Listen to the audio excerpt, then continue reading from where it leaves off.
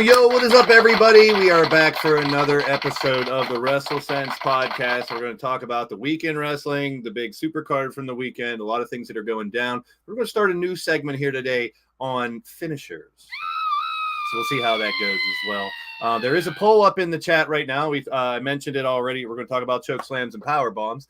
Let us know in the live chat what you want to see in the next segment of best finishers, and we'll talk a little bit about that. So let's get right into it. We ended with a really wacky way last week. That was a blast. We had fun getting into each other's skin. We're all really close friends, so we dig into each other. It's all in fun. So that's why we do it. We hope to give you friendly discussion and debate about pro wrestling and a different take than you see on other podcasts. So let's see what we can do here today. Let's see who we got. We got Wally in the building. There he is. Wally and Tito, you guys should be like our bouncers. You're always at the door waiting for us before we start. I appreciate it. Clinton's in the house. Good to see you, Clinton. Clinton actually gave me the idea for this finisher segment, so big shout out to you, Clint, for the idea. And we'll run with that, see how it goes. All right. Without further ado, let's bring them on. And let's start with Doc for a change. Hey, what's up? I did not think you were going to start with me, but what's going on, everybody? Excited about a lot of things that are happening this weekend. Well, I got to start with the champions. Me and you. What? I won again? 5 out of 6 me and you got from last week. Holy shnikes. That's different. Yeah, well, I forget which one we missed. I think it was Bianca and Bailey. I picked Bailey, I thought, for that one. Boy, I'm all discombobulated. Here, let's bring someone to make fun of me. There we go. What the fuck are you doing over there? Fumbling around. 45, 43, 44. Fumbling around with 41, your fucking 40, yam bag 46. Yahtzee. 45, 46. Ray disappeared again. He's not back. He was there for a second. You know where Ray is, right? I got Bianca. You know where Ray is? Yeah, he's watching a black tie event or some shit. Right? I'm at a black and white gala. So no, I am not watching.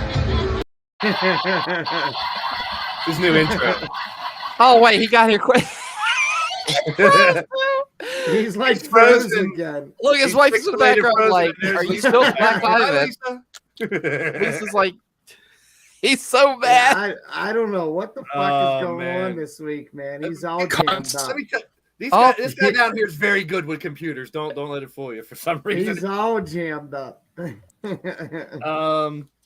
I still frozen? Yeah, you're actually frozen, bro. Yeah, he's frozen. Yeah, Elsa, you keep going in now. Let it go. I'll be out. I'll be back in a minute. Yeah, I'm gonna kick you out of here. Well, you know where he'll be. Come back when you got it right. No, all right, I'm done. It never gets old, though. I mean, it does. It does. Well, we all picked Finn to win and Edge won, so that's one. We'll go over to matches here. Edge didn't win. Finn won. I mean, Finn won. Yeah, we all got it right. Anyhow, Yeah. it didn't help anybody. Or did I call that or did I not call that? I said that he was going to be forced to say I quit, not. Yeah, well, I mean, hey. Hey. Andy Price is here. Good to see you. All I know is the fucking Good Brothers are back. I know. Yeah, we'll get to that too. I am definitely on board for that one. Ray will make it back sooner or later. Let's see if we can find it.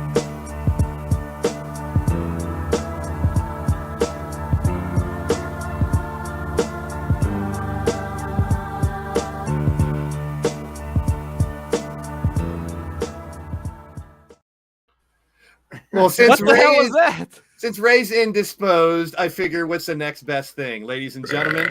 Tony Kincaid is here. Look at Doc's face. I love it. This made my fucking night. Surprise! Surprise, everyone. Can you hear me? Can you hear me live on the internet? Got you, We Tony. can. We can. First of all, I want to thank Blaze for finally letting the check clear. It's been a long time coming. You know, It was $3.50 I paid you. Well, there were some decimals in there, but you know, whatever. But more importantly, I love the sound of two things more than anything else in the world: me making fun of Doc, and the sound of my PayPal app makes when money gets put in. So thank you. There you go. I love You so much. paid him? Paid me. Rhyming it. Yeah, he paid him from the motherfucking From the side. Yes. We do have a special guest here. He's not replacing Ray. Ray will be back someday, sometime. He can figure out his internet issues over there in the middle of. Well, considering Ray pushed himself into the wrap-up show at RWA a couple months ago, I think I'll push him out of his podcast. Wow. Well, let's talk about it. Let's see if we got him back this time. Ray, you piece of trash. Oh no. He's still frozen. He's kind of moving. He's moving a little bit. Yeah. I don't know I don't know if it's his internet or it's the USB thing he has now. No, I think it's the internet. Lisa said that she's behind me working on another computer, and she said fucking up there too. So, Max Headroom. Yeah, you might want to reboot your router, cuzzo. We got Jose in the building. Cass, Tony and Doc kind of work together on a semi-regular basis. So you want to call it that? Probably doesn't want to have to deal Saturday. with him other times. We're going to get to the local focus. We're going to get to the week in review. We're going to get to the rewind of Extreme Rules first on our 2 cents. All right, well, let's fucking get to it.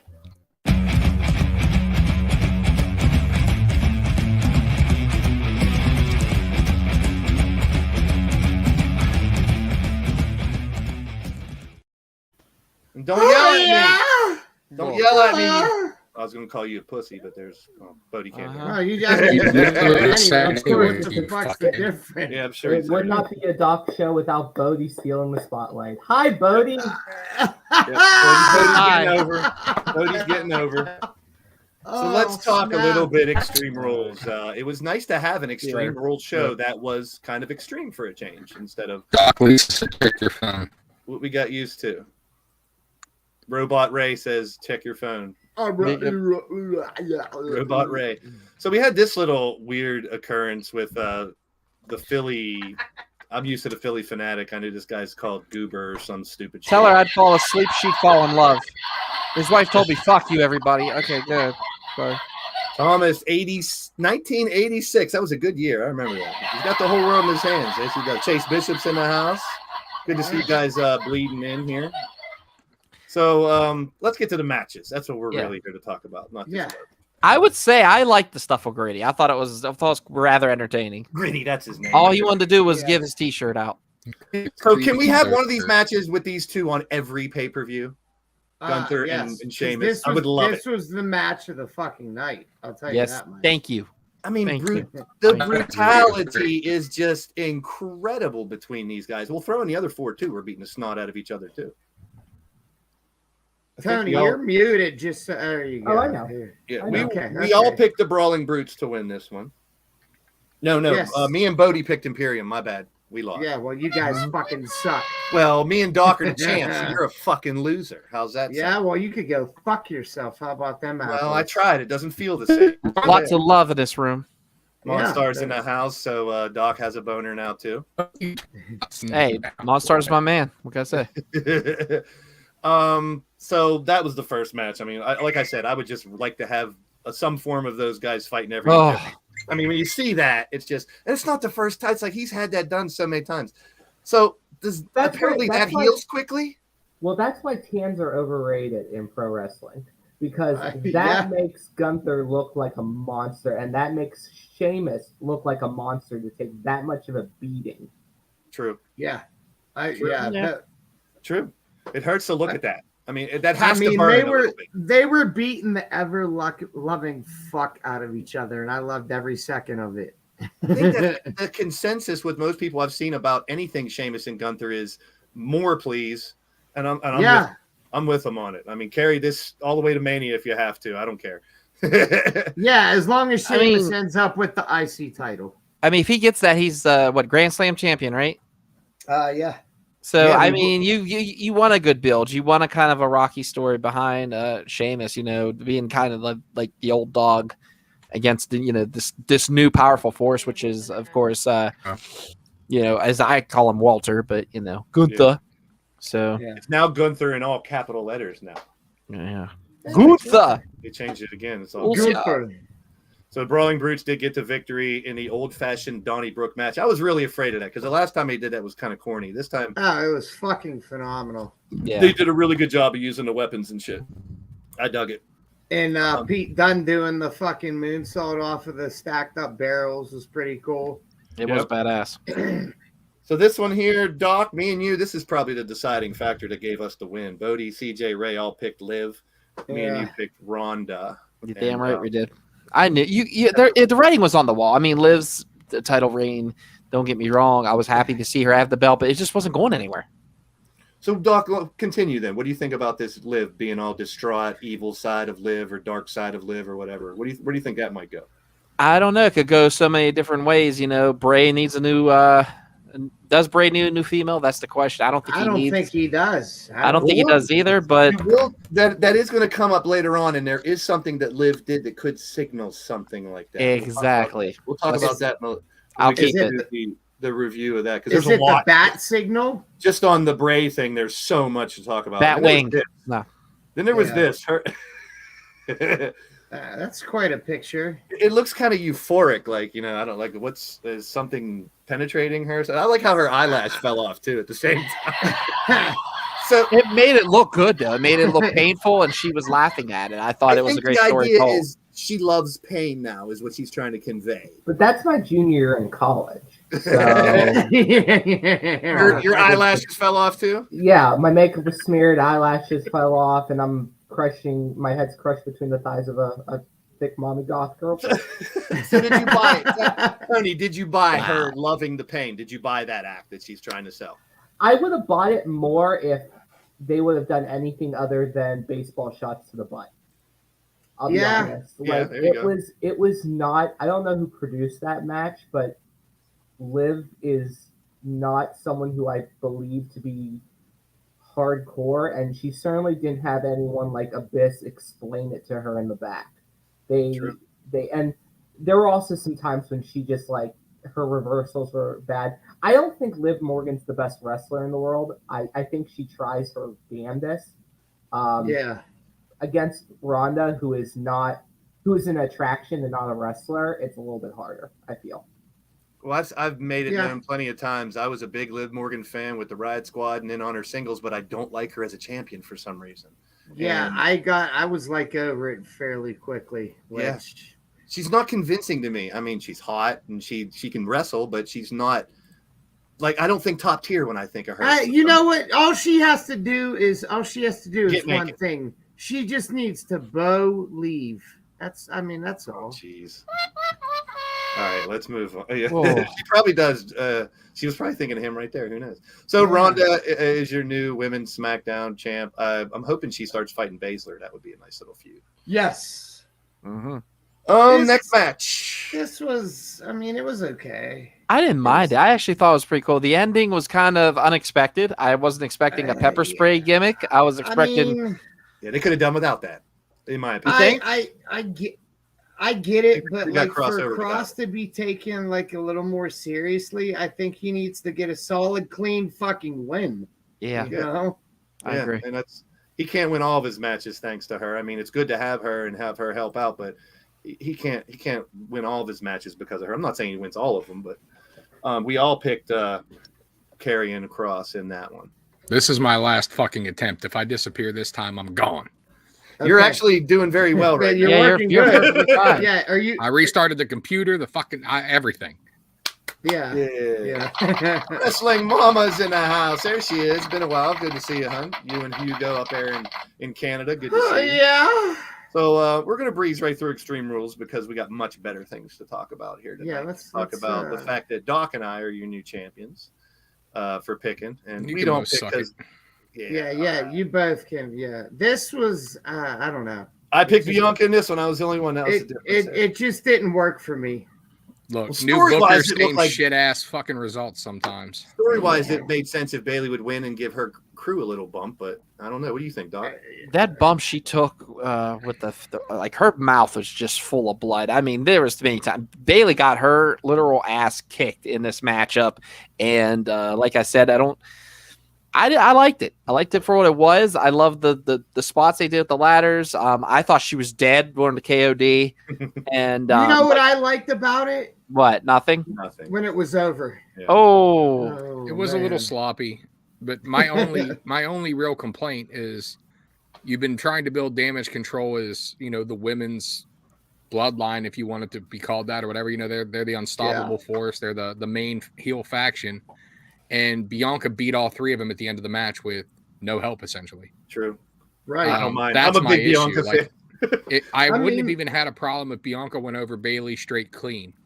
In a hard And then let them match. beat Bianca up. Great pump, great bump at the end, whatever. That'd have been fine. But I have a problem with the fact that basically, like I said, Bianca took out the entire fucking crew. So now that devalues them as a stable completely. And then you did the same thing Monday.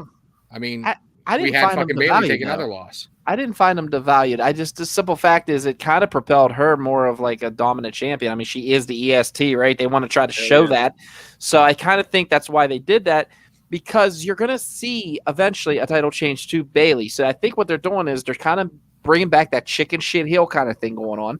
And I really feel that they're doing this.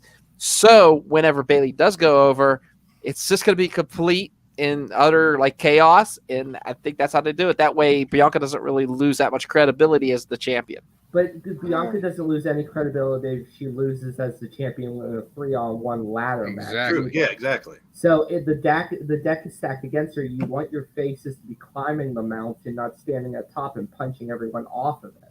Yeah, I think Tony's got a point there. I think there's completely agree.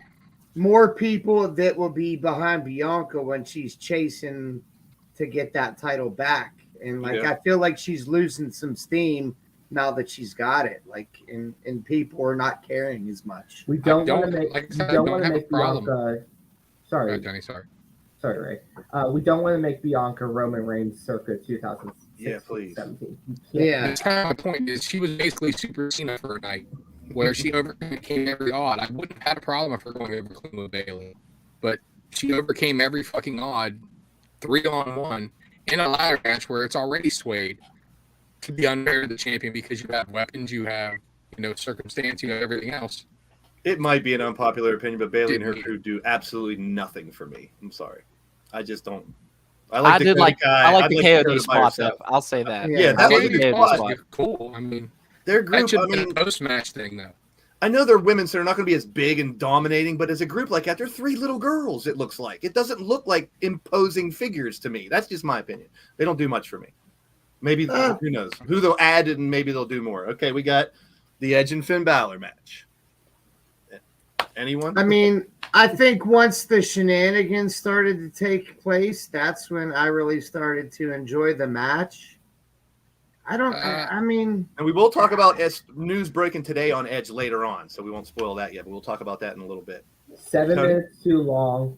If Yes. they would have shortened the brawl in the crowd and gone to the schmoz at the end, agreed.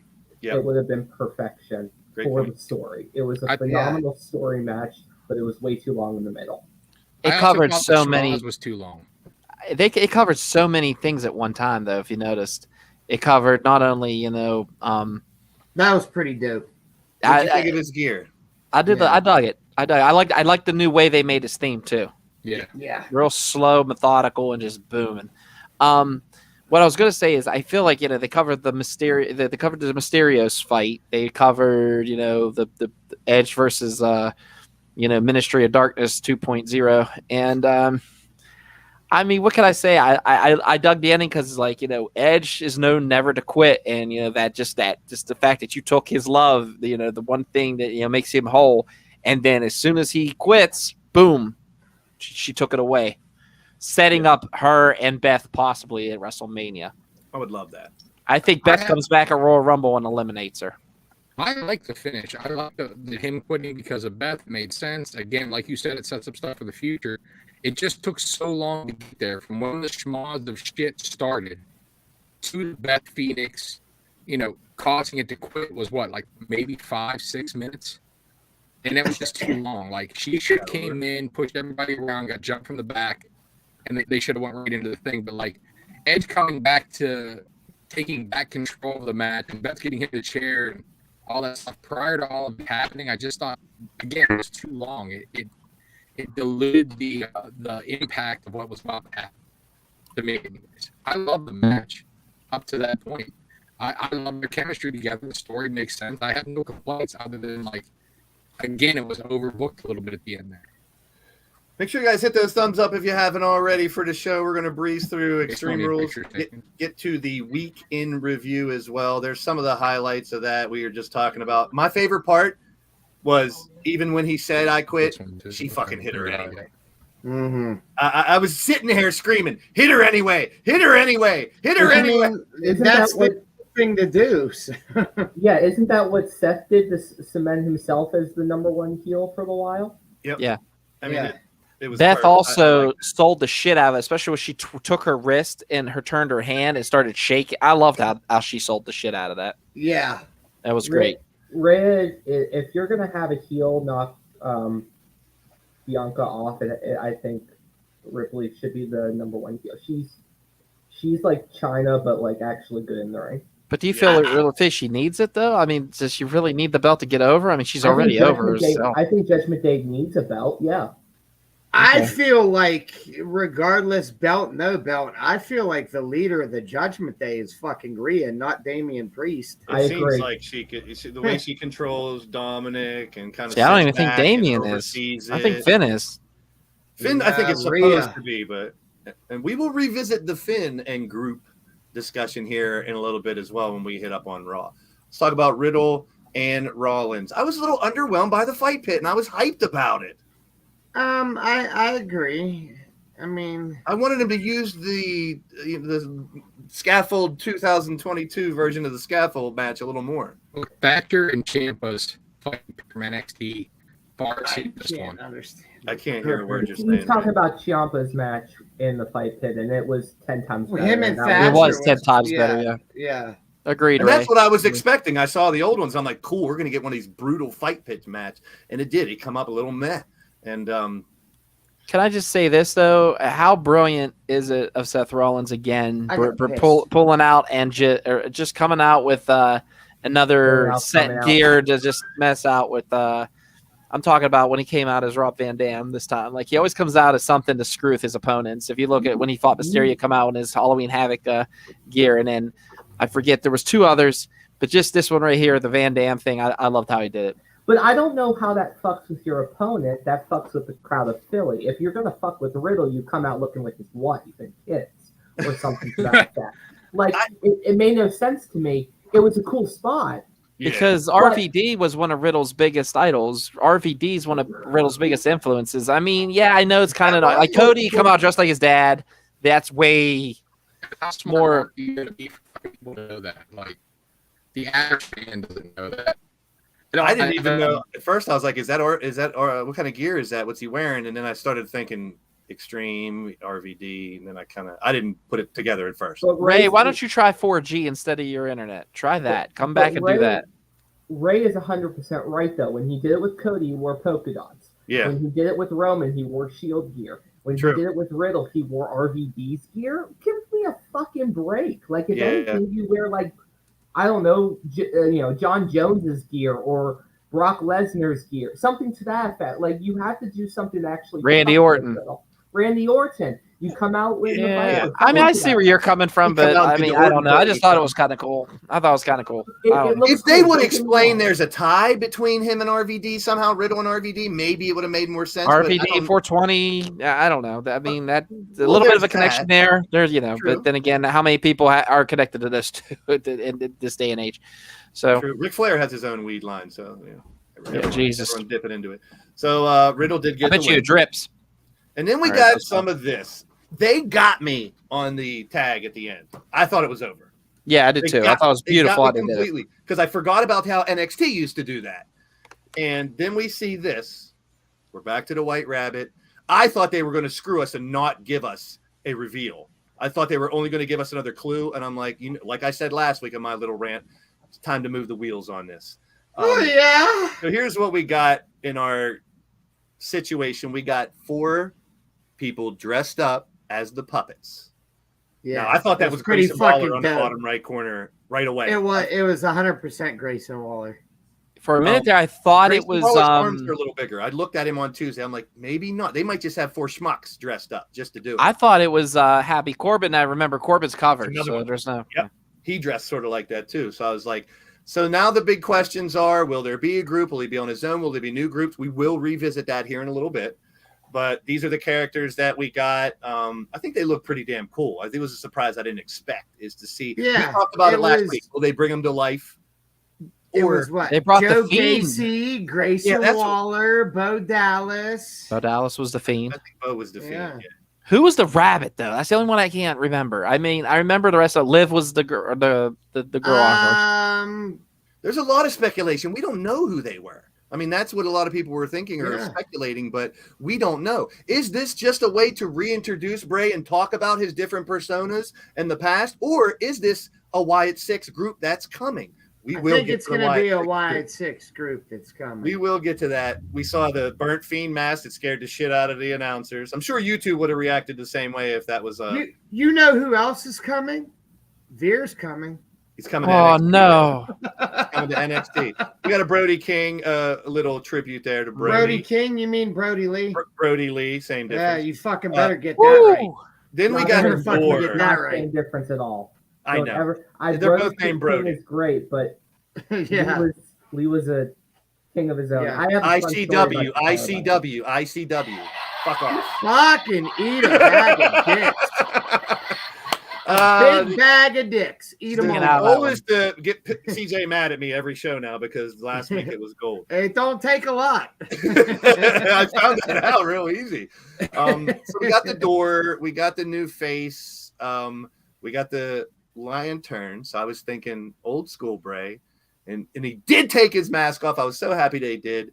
And he did say, "I'm here," but you couldn't hear it. Yeah, the crowd was so damn loud. For I'm sure the pop was enormous in there. It was fucking insane. Here's the question: CM Punk pop, MJF pop, Bray Wyatt pop. Bray Wyatt was Bray Wyatt. You think Bray's pop was bigger than Punk's? Fucking right. His first comeback? Wow. Bray Wyatt came back in Philadelphia. He didn't come back to his hometown, and he got just as loud of a pop as CM Punk. Agreed. Good point. I got it. Mm-hmm. I agree. I'll agree that one. I mean, the MJF pop was pretty nice in Chicago. I'm not gonna sit here and shit. I was there for that. Yeah, so. MJF was huge.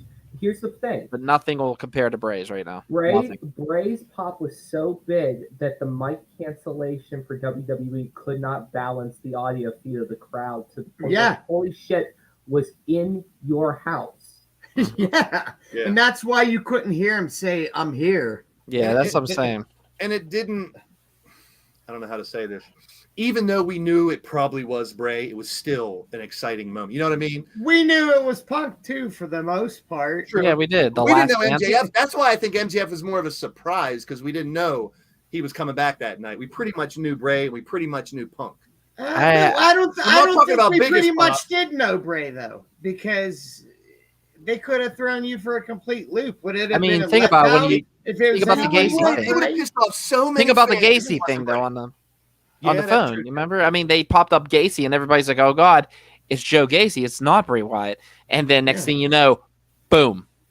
I think that's I what I liked like about how they're doing it is they're trying to throw curveballs to you. Mm-hmm. Maybe it's him. Think about this person. Think about that angle. And they're keeping you guessing. That's what I think is brilliant about it. And that goes back to that's what makes it more exciting. That movie writer that they hired. I give him most of the credit for that. Yeah, he's doing amazing. I mean, work right now. let's give credit where credit due. Bray's a fucking creative motherfucker. And that was the word when he left before was he had so many ideas that he never got to use and tap into. And that's why even when AEW was at its height and we were talking about that, I would rather him going to WWE because that's where he has the history. And if they would have used it. If you watch the interview with Ariel Helwani and Triple H, all he talks about, he brings up Bray. Well, yeah, bro, talk about Bray, and he talked about how much of a creative mind and how he was going to let him roll with it, which is awesome. How many talents in WWE was ever allowed to roll with it? Not too many. To do it, that's the one. Here's the thing with Bray: if it succeeds now, great. But he doesn't have the fallback of Vince's stifling him. So this needs to work, or he's done. True. And I love Bray. I think he's one of my favorite. Done might be a little bit too strong of a word, but I love Bray. I think Bray is immensely creative, but at some point it has to translate into the ring. And I think he can do it. I've seen what he can do when he has a dance partner who is like, yeah, I totally get it. But got to do it. No more worms in the ring. No more bullshit. Thank you. No black goo out of your mouth and bleeding from your head. Just you can do some of it, but you're never going to have an Undertaker again. Yeah. That's what I'm getting at. He doesn't have to try to be that supernatural. But can you actually say all the feuds he's had, though? I mean, if you think about it, all of them have sold so amazingly. If you think about it. But they don't stand the test of time, Doc. They can sell. Speaking of standing the test of time, look who's back. Ray is back. Thank God. I For now. Episode. He might be better off going back to this. I'm at a black and white gala. So no, I am not watching. So let's go to Monday. And we got another QR code. We got another tease, which I didn't know if they were going to continue to do them or not, but JNV is what's on the logo. And if you go to the alphabet and the letters of the alphabet, J is the 10th letter, N is the 14th letter, V is the 22nd letter, which leads to Friday. Because he's going to be on SmackDown. The date of Friday. So they were basically saying Monday, because I was hoping he's going to be there Monday, but now they're saying he's definitely just going to be SmackDown exclusive. And that's why they brought Brock back Monday. What's that, right? It was made on Windows 98 by the looks of it. I know. That's what I love. I love it. Old school. And that's what I read, that's why they brought Brock back earlier in the week, too, to kind of balance it out as well. So Bo Dallas returning. We talked about possibility of him being in that group. We're going to talk all about the possibility group now. Yeah. Well, there was actually talk that the Fiend at WrestleMania was Bo Dallas and not Bray Wyatt. Yeah, and trademark Uncle Harper and Uncle Howdy. Rumor has it that's Vincent and Dutch from ROH coming over. They have trademarked. I love Vincent, so. Uncle Howdy. Well, he's look at him. He's Bray all over him, Bray Wyatt picks. Yeah. Both of them are. Could they make it work? How do you think, Doc, about the names Uncle Howdy and Uncle Harper? I think it's great, especially you're sending that little tribute out to, of course, Brody Lee. And the simple fact is, you're also, just giving that little bit of a back to that Cape Fear type Bray Wyatt. I think you're going to see a mixture of all, I hate to say it, the Wyatt universe. And like I said, these two would add to that Cape Fear universe of Bray Wyatt. I think Bray should absolutely embrace the three faces of Foley and do the gimmick like that. Where sometimes he's the he's the Fiend, sometimes he's a bunch of personas. I agree. I was going to go to that. Depending on the situation in the feud. Could you imagine a tag team with the Fiend and Bray Wyatt? I mean, I don't know why I thought it'd be kind of cool looking. It'd be kind of cool. If you really analyze it, Balor versus Fiend. If you really analyze it, though, it seems to me like Triple H is trying to rebuild the Attitude Era currently. I see his presentation and the way, I feel like he feels like Karrion Kross is Triple H. I feel like, he's trying to put characters together to rebuild those pillars. Kevin Owens is his Stone Cold. You know what I mean? Like, he's trying to kind of not necessarily exactly fit those roles and gimmicks, but kind of fill those roles. Like, okay, I need something supernatural. I need something common badass. You know what I mean? I need something like that where he knows what works. Obviously, he lived through it. He was one of the main stars of it, and now he's trying to rebuild a roster like that with the depth and the characters that he knows will work with people, will touch people, will, you know what I mean? Give you something to work with. And I feel like obviously his Bray Wyatt character is a mixture of the Undertaker and Foley. You know, I like you that have idea. the supernatural thing with the craziness, and you know. I hope I never see Bray, or I mean the Fiend again. Me too. No, you would be okay with no more Fiend. What about the Funhouse, CJ? Would you want The them to bring Funhouse? Funhouse I'd be back? fine with. I love the Fiend for what it was when it was, but I feel like, and I think even Seth Rollins is on record saying that it was so difficult to try and do anything with the Fiend, and I don't think obviously it was Bray's intention, but like it kind of buried everybody that he was in there with because of the supernatural ability. Well, Seth actually said that about Bray in general. It wasn't just the Fiend character. He said, like, in the entirety of Bray's run at the top, that really the only person that came out of that better than they went in was Daniel Bryan, that everybody else kind of took a hit working with Bray Wyatt because it was so hard for him to put them over and make them better, which is literally what the heel's supposed to do. The heel's job in any match is obviously to get heat, but it's also to make the babyface better. And I think Swamp leader Bray Wyatt, it's more believable to be able to be losing and helping put other people over, I feel. That's why I think the Funhouse match worked so well with Cena, because not only was it a deconstruction, I know it's not a real wrestling match, it was more of a thesis than anything. Yeah. But right. Because it deconstructed everything and had a point, and it was structured in such a way that you literally, like, yes, he beat Cena. He beat Cena in a cinematic match. It really didn't matter. But to the point of that whole thing, he basically told the Fiend is the creation of failures of my past. If he could go say, I don't need to hide behind the Fiend anymore, I'm still Bray Wyatt, the Eater of Worlds. Right. Then we're golden. Because that Swamp, the vignettes when they did the Swamp, the reporter getting lost in the house, all that shit was money. And they didn't let it evolve naturally. They tried to push it, and when it was not getting received the way they wanted to, they pulled it back. Let Bray do Bray. Hunter now has someone in the writer's room who will be able to curtail the creative ideas. Let's play it out, see what happens. What about this? Let me get Tony while you're going. I want your take on this. So they have this horror movie writer now that's helping with this.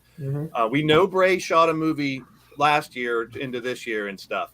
Do you think down the line WWE Productions could have a Bray Wyatt movie under their name?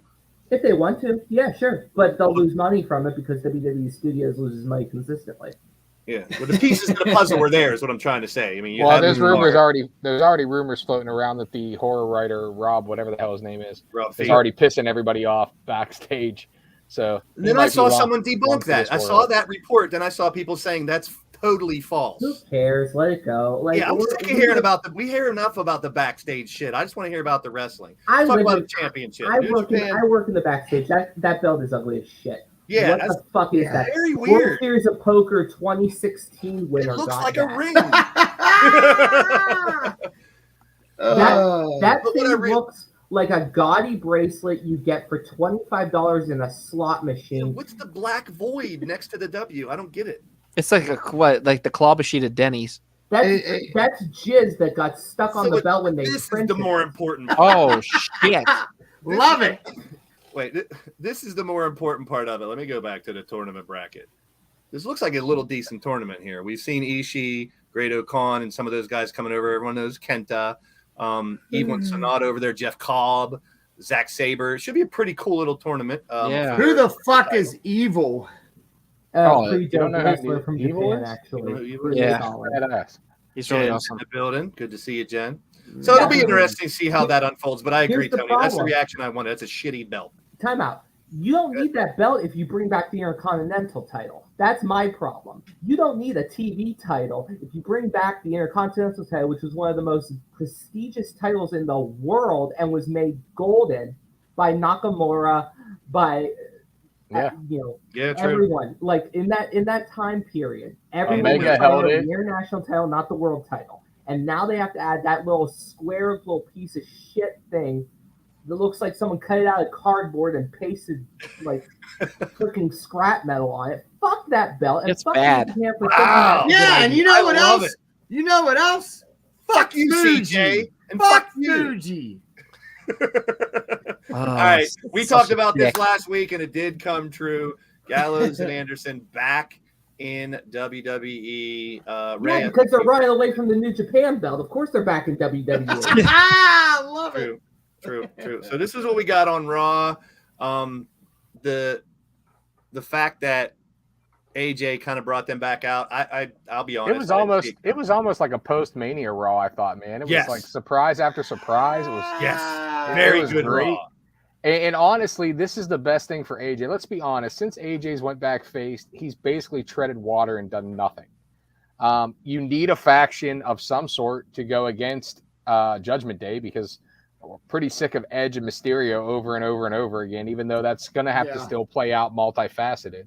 But the most fun and the best AJ has been when they were faces, and then even when the heel turn has been when he was with the club. Yep. The tag team division needs great fucking teams. Gallows and Anderson, if they're allowed to be themselves, are fucking money. They are Monster. And definitely. You can't do as you many know, so dick I jokes was as before, though. extremely happy for them to come back here instead of, and this is going to be the first time I've probably said this, but I'm so happy they went back to WWE instead of AEW, where they would have just got lost back in the mix and thrown back into shit. Because I feel like under Triple H's regime and booking, they're going to be major players. Yeah. And the club is going to actually be important this time. Because I feel like he's going to give them the DX treatment where them as baby faces, they're going to fuck with people. Well, They're he gonna fuck with Judgment Day. he kind of owes Gallows. for Andy, the throw it whole in the get chat, released. Andy. Andy says there's a reason they made that title, that nasty looking title. You Spit it know out, what Andy. the reason is? For me to not give a fuck. Well, Andy's a bit. You don't know shit about New Japan, so what do you know? So I don't anyway, care about New Japan. yeah. And this other thing, he still has his New Japan title. Carl Anderson's still champion. Yeah, they said that Never he's fulfilling his last match. So Yeah, he's gonna drop it. And then the Riddle, I kinda called that shows last something, week. yeah. I said Riddle would get the win so that Rollins could end up winning this U.S. title, which I'm happy to see. But what I really want people's opinions on is the DX segment. Doc, what did you think about the DX segment? It was just a little splash of nostalgia. That's it. It wasn't that great. I thought it just a couple old men, from the past, what they did, what they've contributed to the Attitude Era, and I think it was kind of that symbolization. If you think about it, this Raw was a little bit more edgier. So I think that was just kind of just Triple H saying, this is what started it. Look what we're doing now. That kind of deal. Okay. I think Triple H wanted to get together with the boys one last time, and I was never a big DX fan, to be honest. Tony, you think like you have something you want to say? It was fine for what it was. It's the first time in 20 plus years that DX hasn't buried someone in a reunion. That's great. Good for them for finally realizing that they don't have to beat up rising superstars and to sell merch. Good for them. No, My favorite part, Corey Graves is I think Billy Gunn's doing something with office supplies now. Yeah, that was awesome. That was awesome. and Road Dogg letting the fans fill in the badass Road Dogg, but that also shows me one thing that's very interesting to me is that everyone was like, oh, WWE is worried about AEW. The last 3 months has shown me more than anything else that AEW has to work in-house before we get another Monday Night War bullshit. And even if we do get that, who really gives a shit? If wrestling's on TV 4 out of 5 days, that's a good thing for wrestling fans. Stop being so tribalist. Watch what you want to watch. Don't watch what you don't want to watch. Shut the fuck up. It's fine. Shut up. Yep. Yeah. It's kind of nice. It's kind of nice having younger someone talent on here to that be says fast that. paced. Okay, so they want to showcase their younger talent. That's why they did that. So okay. As far as the DX thing, the only point I want to Andrew make. just said that the TV title is the plan for younger talent. That would make sense. If it's acted like a then call it a cruiserweight though. Yeah, I don't know. It's a TV title. I don't know. Or a Young Lions title. I don't know. Anything. Sorry, go ahead, Greg. What I was going to say about all I was going to say about the DX thing is it just came off as pointless. Like the The intro was funny. That was fine.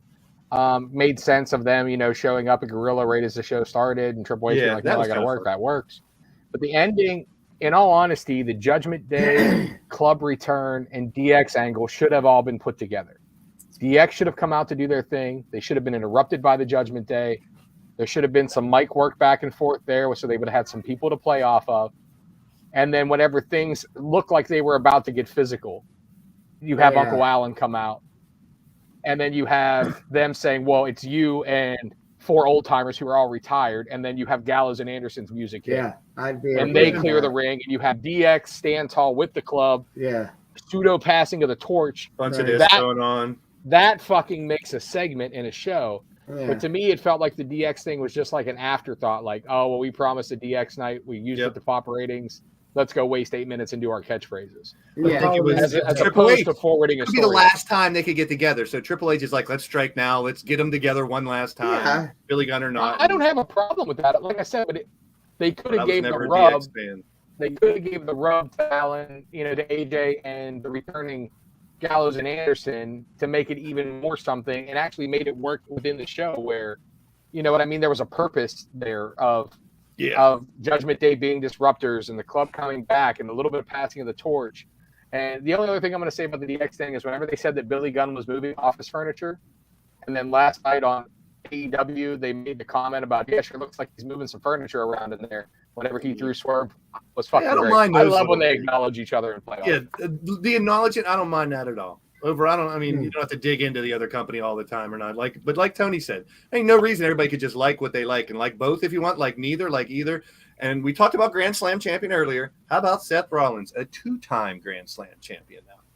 That's awesome. Pretty fucking impressive if you ask me over the years. Mm-hmm. He's one of my favorites too.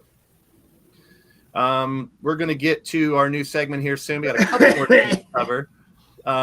The Shield pretty on top of everything right now. They got some gold, all three. Yeah. And I think that's good. I don't think we'll ever see them together again, except for when Moxley goes in the Hall of Fame. Say never. How about stables? We talked about belts. They said back in the day, AEW has too many belts, which I kind of agree because they shouldn't be using the ROH ones. But how about stables? Everyone says, oh, there's too many groups in AEW, too many stables.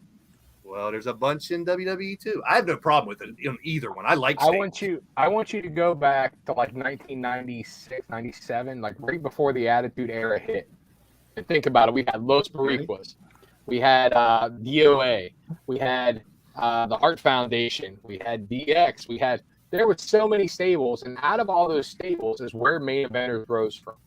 Stables lets a lot of guys who have deficiencies, whether it's in the ring, whether it's on the mic, charisma, whatever, get TV time, get familiarized with the audience before the cream rises to the top.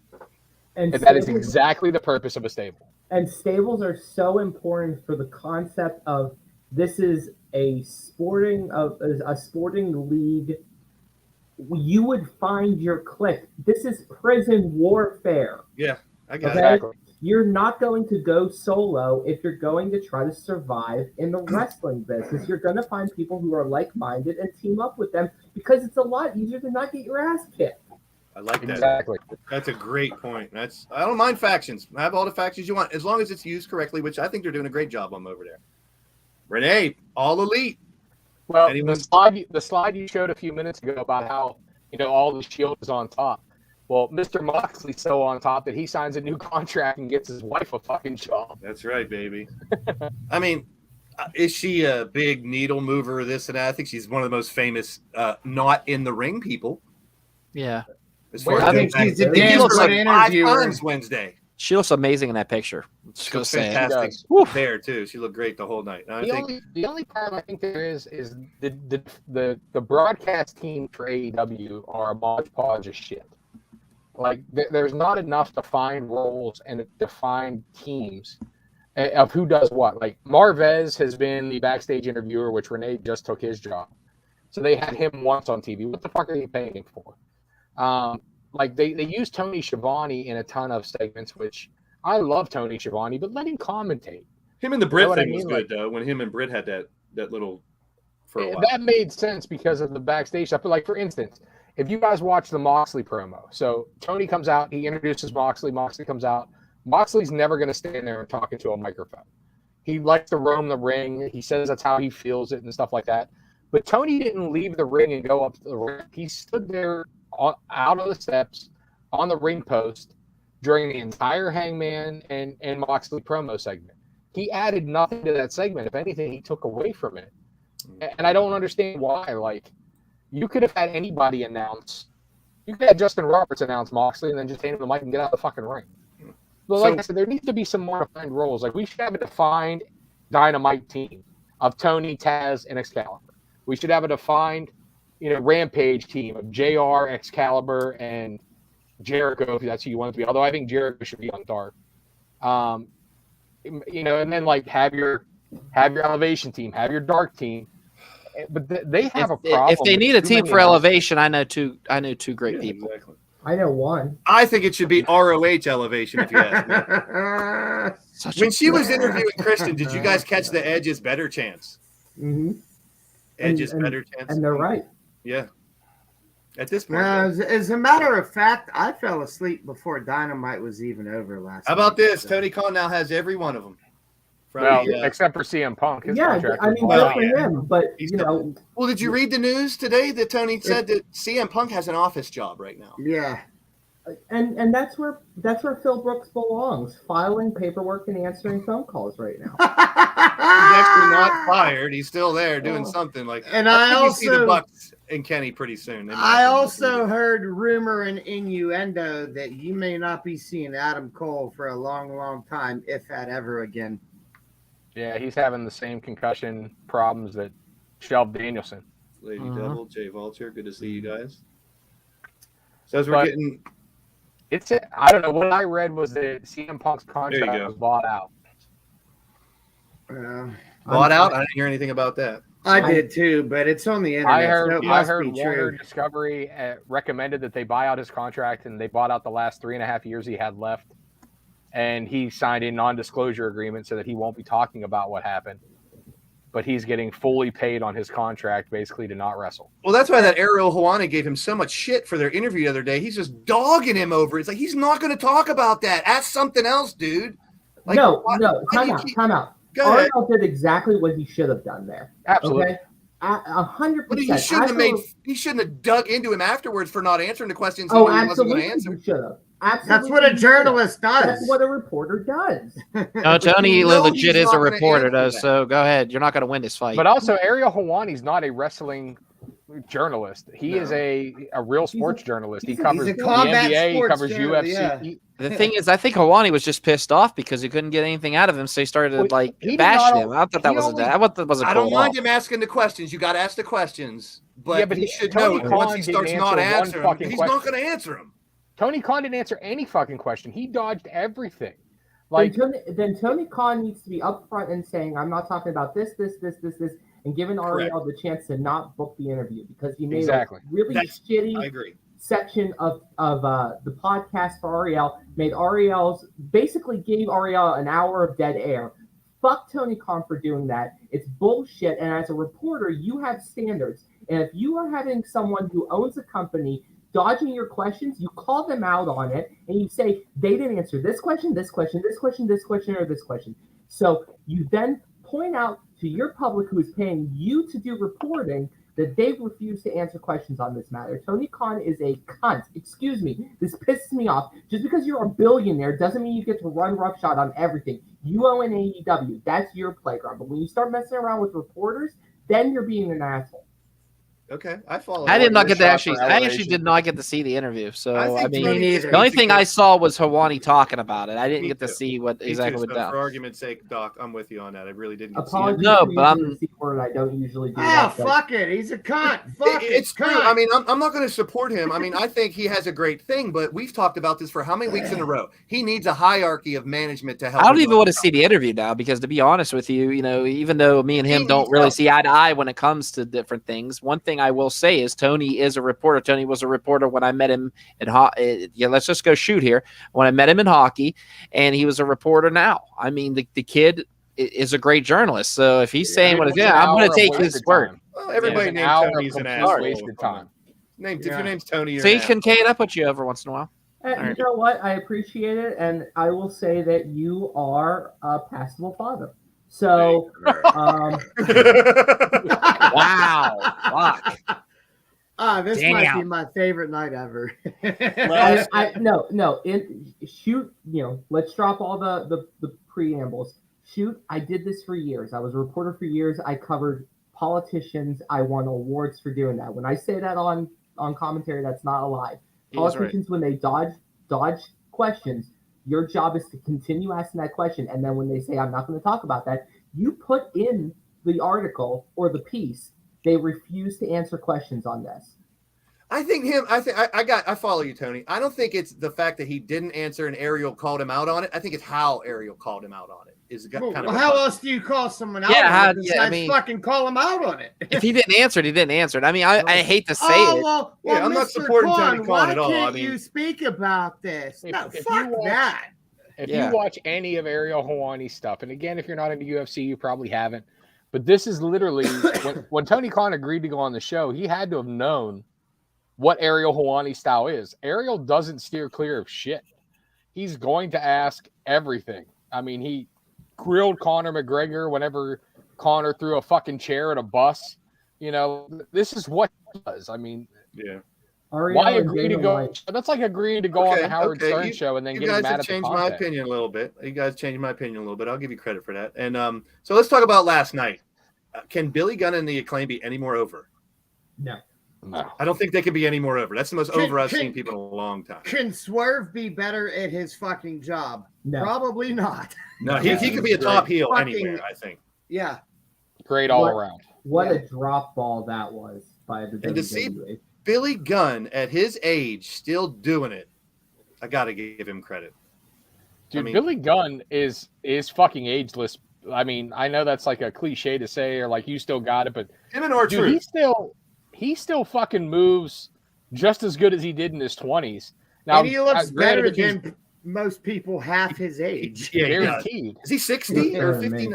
No, he's 50 60. No, he's in his late 50s, ain't he? Late 50s. I mean, Sting was 60 something. We talked about him before, but compare those two.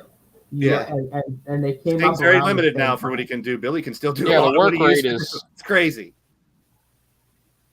So, Doc, 58 anything from last night you want to touch on before we move on to the 58 final will be 59 November 1st. Congratulations to Orange Cassidy. I thought it was awesome. I'm happy he won. It was a good match. And they've had a couple. You know what was a fucking banger? What? Fucking Jungle Boy and Luchasaurus. Yes. You mean Jack Perry? Yeah, I do mean Jack Perry. Yeah, I dig it too. As a matter of fact, rat-tat-tat-tat. Someone said something last night I was watching on a watch along, and I kind of agree. I like Jungle Boy. I like that they're using the Jack Perry. He's missing something. I don't know what it is. It's a little addition to a gimmick. I disagree. I disagree. I'm with CJ. He's missing just a little bit something to put him to the very, very top, and it'll happen sooner or later. It'll become organic, I think. He's missing elbow pads, really. Well, I honestly think a slight adjustment to his look, and he could be fine. I don't disagree with you there. All right, how about Garcia double swerving and going back on his way? Is there gonna be another swerve on there too with the Jericho Danielson thing? I love WCW booking. Let's keep doing that because I made millions. It did kind of get me like, what? Because I don't know. It's getting old. It's so. Did someone get injured? Did someone what happened now? Why did Garcia do it? You think about if you watch some of these different double heel turns, look at the Hater, for God's sakes. What is the problem? Why can't we just have somebody turn and stay there? Yeah. It's indecision. Why do we have to keep taking? Once again, Tony Khan needs a hierarchy of management to help him run this company. Yeah, it's called Bubba Ray Dudley or Bully Ray. Yes, please. Thank you. But the bigger problem all of this is that Tony Khan, for being such a huge wrestling fan, has no idea how to book a 3-act play. That is the program in wrestling. And it's like when he lets the wrestlers book their programs, it is phenomenal. When he starts messing around with it, and I don't know if Jericho thought this was a good idea or Danielson thought it was a good idea. I don't know who's at blame here, but Garcia doing a face turn against the Appreciation Society is a great call because that lets him separate. Then they realize he has no personality and no skill on the mic, so they throw him right Garcia, I don't agree with that. He's very skilled in the ring, but he In the got ring, better not- on the mic. I think he's coming into his own on the Got stick. better on the mic last couple months, but Very rarely does CJ and I disagree, but I disagree. Like, again, Garcia in the ring, money, no problem with it. Yeah. On the mic, he doesn't have anything that is above average, let's say. Average. I know. Now, him going, though, to Aw. the Blackpool Combat Club and having William Regal be able to be his mouthpiece, yeah, why not? that works. Yes, it does. That absolutely Why works. not? And then you can have the feud shift to Daniel Garcia going after Jericho to. And I'm not saying he's money on the mic by any means, but from a few months ago, just the change in his charisma, I think, is leaps and bounds better than fucking what it was. I'll capitulate that, but what I think for like Jericho can cut a hell of a promo and carry the entire. Although the entire Jericho Appreciation Society, except for Hager, can cut promos. Except for Garcia, he's a little wonky on it. But when you have William Regal, who is the only manager in wrestling right now who can talk, but also legitimately like could kick your ass. Like, like managers, you're used to managers being away from like fighting. When Regal put the brass knucks on a little bit of a while ago, you don't know shit. Okay. You better back the fuck up. Blackpool in the building. Back the fuck off. If I could pick an EVP of AEW, that's the one I'd pick. Regal. Give him that power and see what happens. Well, look what Regal did in NXT. He built NXT. That's part of my. I mean, he's already proven to do it. Maybe he can do it again. Let's see what else we got here. I think we got a little local focus coming up as well. There's a little recap of what we just talked about. I will say we didn't touch at all on the women's match on Impact on AEW. I will say that this is the first time in her entire run that Toni Storm looked like she should be the AEW Women's Champion. 100% agree. I wonder if tag team be called Shid Storm. They got Sheeta and Storm. They should be called the Shid Storm. I know that's bad. That's terrible. We talked about probably go fuck yourself. Hey, stick your dick up your own ass. Adam Cole. That doesn't even look like Edge to me. It looks like it's like his younger brother or something. Adam Cole. That pick's from 2007, probably. It looks like he joined the male models faction. His name's not Ajay. That looks like a Johnny Drama entourage fucking wow. Apple fucking logo in the background. Fucking. So this means he won't be around for a while, right? He's got to go away once they start filming, for sure. Yeah. Mm-hmm. On this day, Edge is in Percy. Yeah. Everything's come to life. Oh, geez. There you go. Wow. No, I don't deserve that. Don't do that. All right. So I just figured we mentioned that. That broke earlier today. So interesting. Good for you, Edge. Anybody who can. Now, this I thought was real at first until I started reading the Dark Side of the Ring things. All right. So it said Big Black Dog. It should have been called Meat Sauce and Fuck. How about Babe in the Woods? Page's 3-way. God. Okay. Wow. Cody I would actually pay to watch this series. Marty Jannetty's STD history, the Ryback Roid Rage Road, and Small World Midget Pro Wrestling, Sonny's Hit and Run, Rainy Days. Yeah, I don't really find that too funny. The Big Black Dog Virgil story is funny. Yeah, that's funny. That's hilarious. I figured that was a funny. The rise and fall of AEW. Wow. That's thank God that's fake. So, CJ, tell us about this. I saw a video with MVP in the ring, and I thought I saw you in there. What? Was that this past weekend? What are you even talking? MVP? I saw a video that's going around the internet right now. It's from IWC, and I think it's the runway and somebody against MVP and the main event. And from rep. That was from Night of Superstars in Meadville, like a couple years ago. Yeah, I saw you had me confused. I didn't know if you were like ribbing me about something or like. I didn't know if it. I saw it like 3 different places. I'm like, why is this going around? Yeah. I'll tell you what. I would like to be on record as saying I think this was the best IWC show this year, if I'm being quite honest. And I have I am a fucking mark for Dak Draper. Let me tell you what. If you've not seen his work, you definitely should, because he is fucking phenomenal. It was awesome seeing Dalton Castle again. He had his belt with him, his 6-man belt. He did. Yes, it was great seeing Delirious again. It brought up some memories from years past, and I have a photo on my phone that I could even post in the old chatty chatski. There was 3 members from Super Indy 1 and a couple other members of other Super Indy tournaments, and we took a photo with like past participants in the 21 annual Super Indy participants. And we mentioned it too in the past for those who may be new to the show today that CJ was in the first one. I was, as well as Chris Hero, as well as Orion. Yeah. So I tell you what, this was about this. I was damn good tournament. So I was in the stands for that, CJ. What, for Super Indy 1? Yep, that was my watching me get my fucking face kicked off by Loki and not.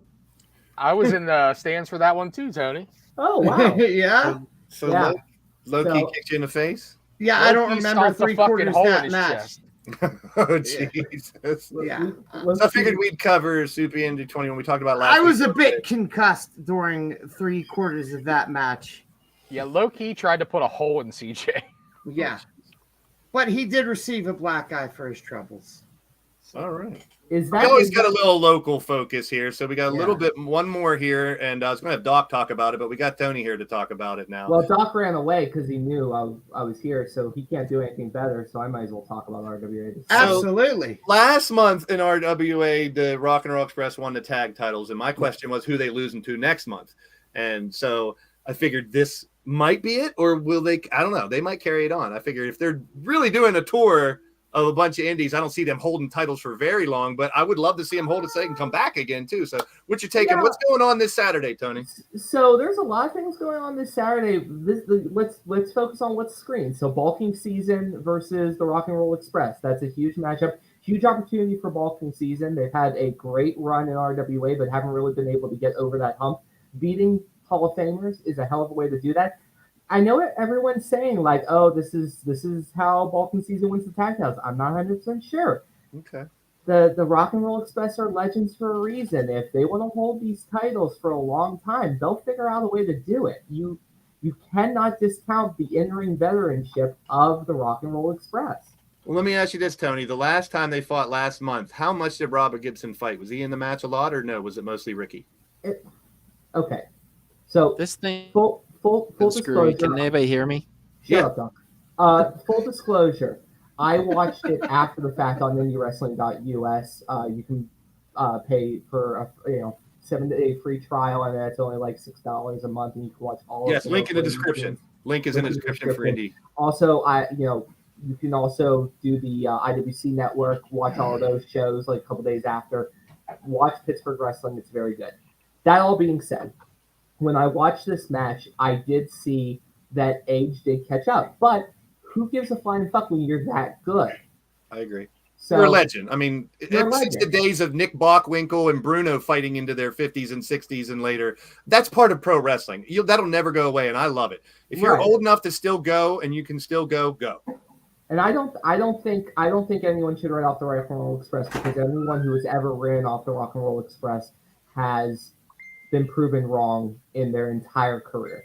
So don't do it. I'm not doing it. I do want Bulking Season to win. I think Bulking Season are a phenomenal tag team.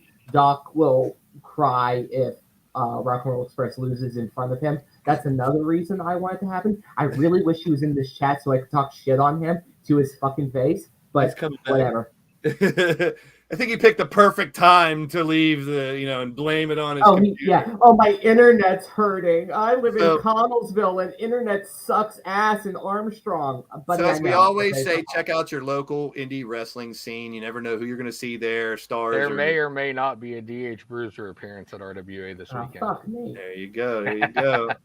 And we will get Doc's take on that if he does show back up real quick here. He's trying to work. You don't want to do a post show with me again, Tony?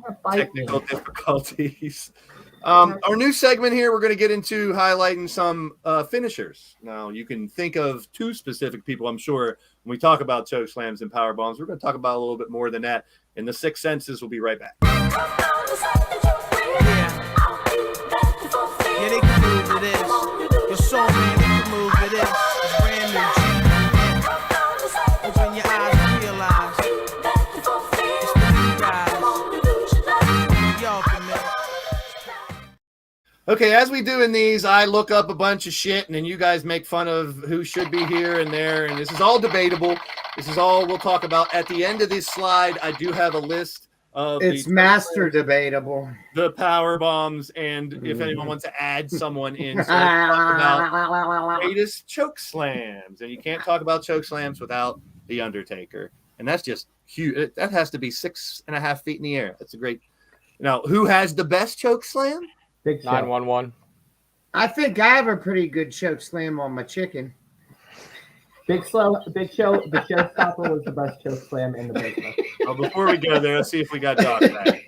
Hey, what's up? Sorry about that. Tony wants to debate the Rock and Roll Express with you a little bit, Doc, before we go on to these. I'll do that Saturday before. Yeah, do that Saturday because you got me for about 6 more minutes and then I'm going to bed. No, fuck that. I missed the thing promoting our thing. So real Well, quick, you guys what about have it? fun. Yeah. Well, no, I said that I defended the Rock and Roll Express. There was a big victory. Good job for them. Really proud of them. But I think Bulking Season will be victorious. However, I'm not counting out Rock and Roll Express. But mostly I want to see Bulking Season win because I want to see you melt into a pile of your own tears seeing your idols lose a title. Like, I've never been able to witness. Wow. Like I've never been able to witness. I want to see the exact moment your heart rips in two. Like, that's what I really And I want to like. see the moment where 2 senior citizens shut you up for once.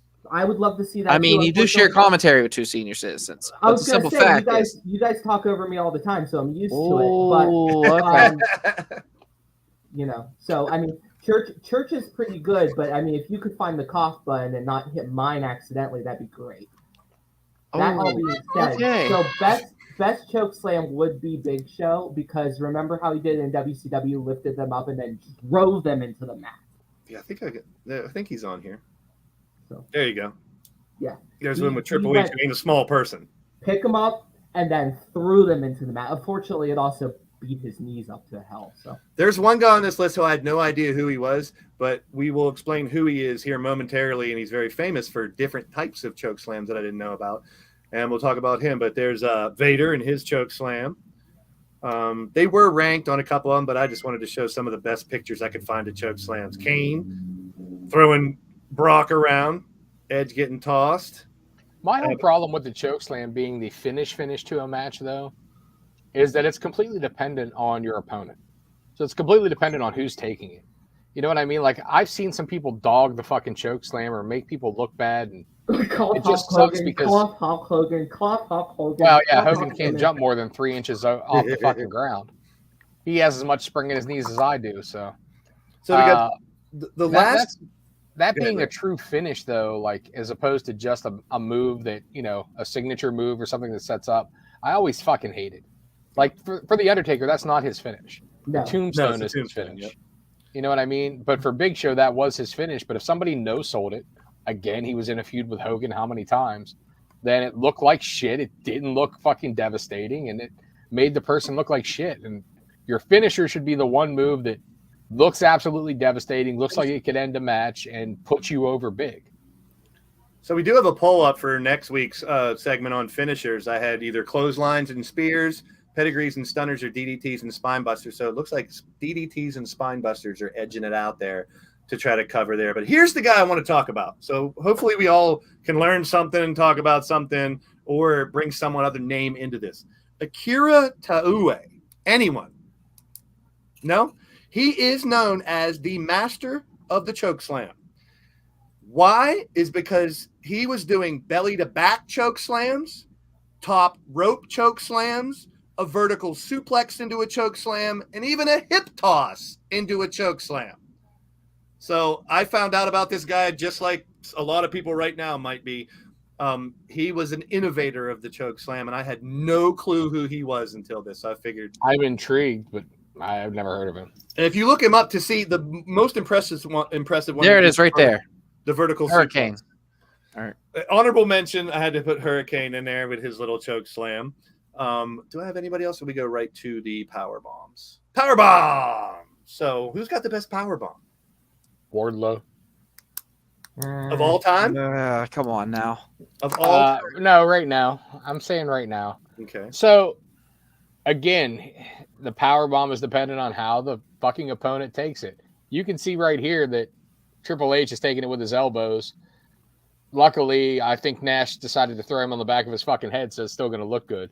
But we actually saw it with Wardlow and MJF. MJF kind of took those double or nothing power bombs quite shittily. He didn't lay his back out for it. He kind of tensed up and it didn't. Do you look think great. he did that out of spite, maybe because right 100%. then and there? Okay, just saying. So we talked about that after that too. And one thing I don't know because I'm not a worker, never was, is we talked a little bit more about taking a power bomb, and Ray got a little more in depth in it. And if you watch closely, how the people throw their arms down most of the time to absorb as much and tuck their neck in. Chin in, and when they get pushed, I'm going to show you what I'm talking about. There's one that I think he's a terrible power bomber, but he's on this list. It's a straight back bump. It's all dependent. Like literally, it's the first thing you're fucking taught. The first bump you're taught in wrestling training. If you can't take a back bump, you shouldn't be in wrestling at all. But I think some people do it just because they don't want to get the wind knocked out of them, especially with the taller guys. Somebody like Nash is throwing you 6-7 feet on the ground. It does. It knocks all the fucking wind out of you. There ain't no ifs, ands, or buts about it. It's just like taking a bump off the top rope. It sucks, but it's part of the thing. Somebody put Sid Vicious down there. I like that one. Yeah, he's coming up.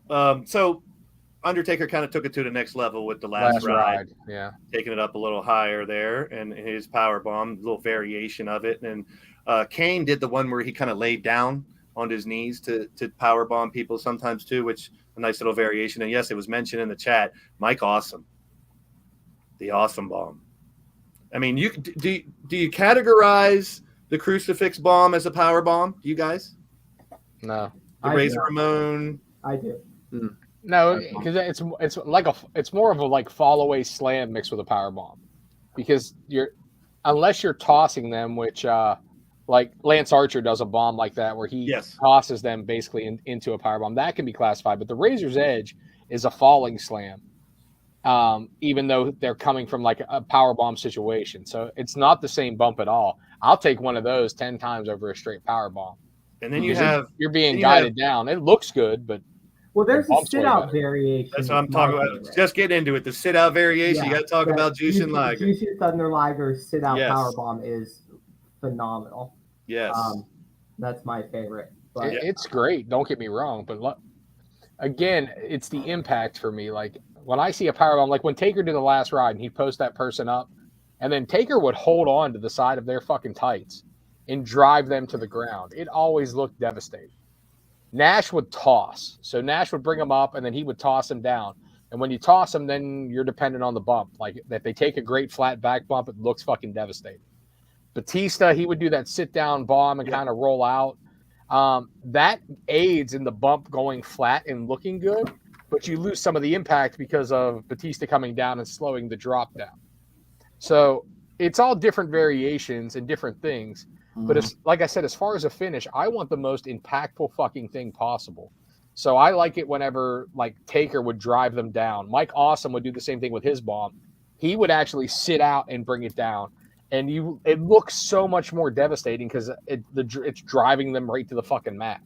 So I watched a whole bunch of power bombs when I did this, and I think Vader had some of the worst power bombs ever because the dudes he was bombing were 45 degree. None of them were coming up high enough, and it looks like they're all going to land on their head every time he did a power bomb.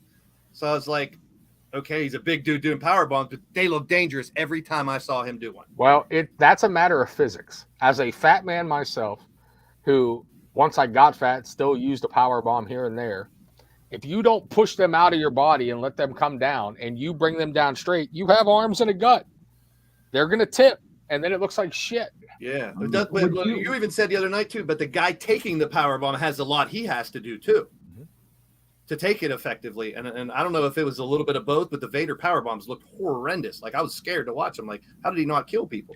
here's a variation of triple power bomb with the shield hat. So it's still a Yeah. power bomb, but it's in the list. Ray, would you count the Blue Thunder Bomb as a power bomb, or would you count it as a slam? I think it's more of a slam mixed with kind of like a suplex. Yeah. Just because of the way they're guided down.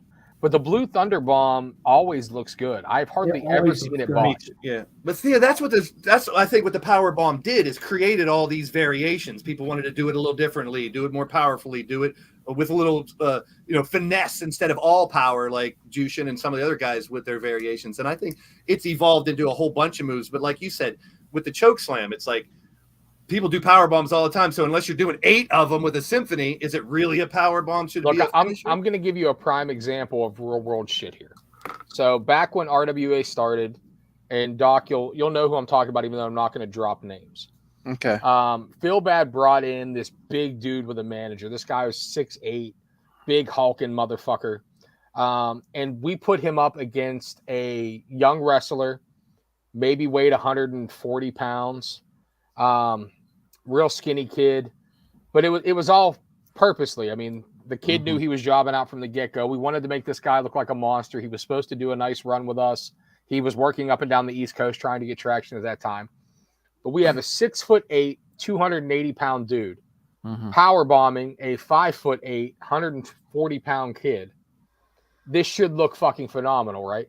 Yeah, That's the only fucking thing I told the kid whenever we go out there is, when you lay into this guy, I want you to really lay into him with your punches and forearms and clotheslines so that it looks like he's invincible. He can take it.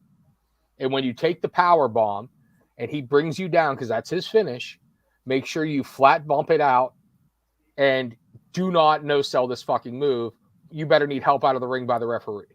That's what I was just going to ask. Monstar throwing up there. Anybody else that's not on this list that you guys would throw up there as far as really good choke slams or power bombs? So Clinton brought up a really good. They did a choke slam power bomb, which I think was the Baldo bomb, which was Albert's variation.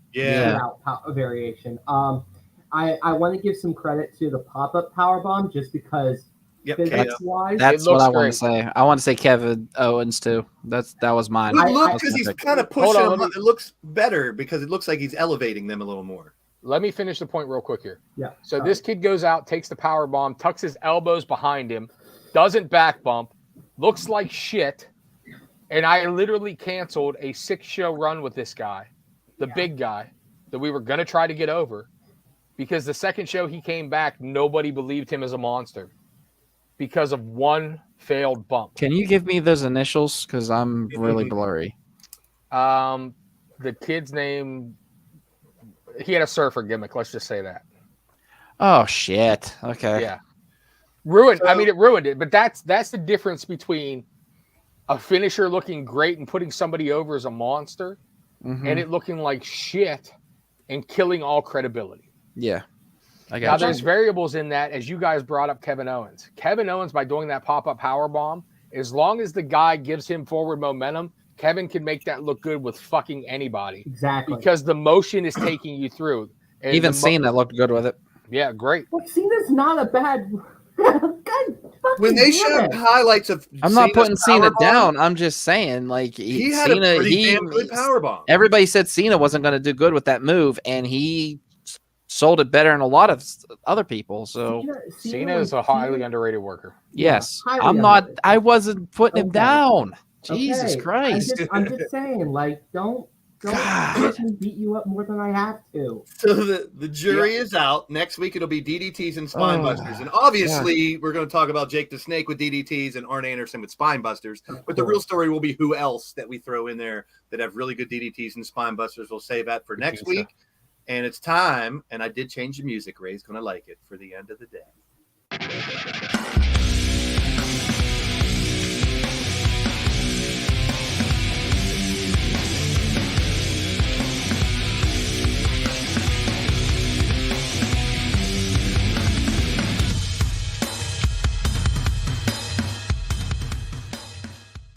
All right, at the end of the day, Doc, I brought you on first, so let's have your end of the day first. If you have anything else to throw in about RWA this weekend, too, by all means. It's going to be an awesome event. I'm looking really forward to it. It's the second match I get to call with the Rock and Roll Express in it. Also, some fact is, there's so much going on in RWA right now that you just got to come see the show. That's all I got to say. West Newton, Pennsylvania, this Saturday. I just want to ask, DH, are you going to be there for to be another enforcer for the wrap-up show? All right, good. I trust me. I need all the help I can get. But at the end of the day, I'm looking forward to calling some wrestling with this guy over here, and yeah, so cool. Tony Kincaid, our special guest for today. At the end of the day, watch what you want to watch in wrestling. We're in a great place. This is probably the best it's ever been, period, full stop, because the internet has made it so we can watch wrestling from anywhere in the world. Amen. Shut the fuck up about your fucking tribalism. It's dumb. And for RWA, it's going to be a great night. I'm interested to see what happens not only with Rock and Roll Express, but there is a lot of questions with our current heavyweight champion, a friend of the show, I've heard, Ron Hunt, made to look like a little bit of a punk, even if he won. A punk? I'm just a little bit of a punk. Not how's he a punk? Oh, no, don't even go there. I didn't say that, Rev. I didn't say that, Rev. No, I'm not. Listen, he did defend, and I'm proud of him for that. And he won. Good for him, but did he put out Project X? No, he did. Project X was still standing at the end of that. Oh, I'm not taking anything away from Project X. Trust me when I tell you that. I would just say, and there was some terror during that wrap-up show, not just from your eyes, little Oreo cream you, but there was some terror in Rev's eyes. I saw terror. He came to my defense, Tony. I didn't say this. Yeah, because you're a bitch and need people to defend you. But you're not. Have you ever seen kowtow hide behind anyone? Now you can see why RWA shows are very entertaining. 2PW as well. These two I didn't hide anywhere. He popped up out of nowhere. They need their own TV show. How many times has people kicked you out and tossed you out? I'm kind of glad you asked them to. You begged them to. I've seen you hand them 20s, 30s, 40s, 50s, whatever you want to hand them. Doc's too cheap for that shit. I don't believe that. Thank you. Why am I thanking you? Give them a mozzarella stick, and then they'll kick me out. First of all, ain't nobody touching my mozzarella stick. At the end of the day, I do agree with Tony. The tribalism in wrestling is fucking frustrating. Just watch everything. Watch what you want to watch. Enjoy what you want to enjoy. Wrestling, for all the shit that's going on in the background right now, it is as good as it's been in 20 years. I mean, we at least have choices. We at least have different styles going on and everything, which is great. I may be at RWA this weekend. I'm going to most certainly try. I want to snuggle my buddy Tony Kincaid during the pre-show or the post-show. And I'm happy that he took my advice after screaming WrestleSense on Thursdays enough times at him that he showed up this Thursday and complimented the show very greatly. I enjoyed it. Figured we'd do a little surprise. But that's it. I didn't get to say oi cunts because my computer was fucking up. So oi you cunts, fuck off, we're out. All right, at the end of the day, fuck you, CJ Sensation. Suck my dick and eat a fart out of my ass. What the heck?